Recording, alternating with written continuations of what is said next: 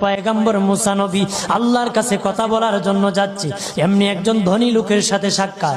ধনী কয়, মুসা রে, ও মুসা, আমার এত ধন হিসাব রাখতে পারি না, আল্লাহরে জিগাইবানি কি করলে আমার ধন কমবে? মুসা নবী কয়, ঠিক আছে জিগাইবো। একজন বৃদ্ধার সাথে, একজন মহিলার সাথে দেখা। মহিলা কয়, মুসা কই যাও, কই যাও রে মুসা? মুসা নবী কয়, তোর পাহাড়ে যাব, আল্লাহর সাথে কথা বল।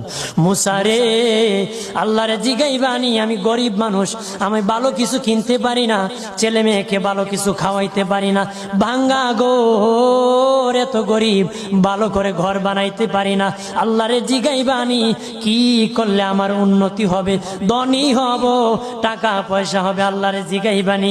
আল্লাহ মুসা নবী কয়, ঠিক আছে, আল্লাহরে জিগাইব, তুমি কেমনে ধনী হইবা?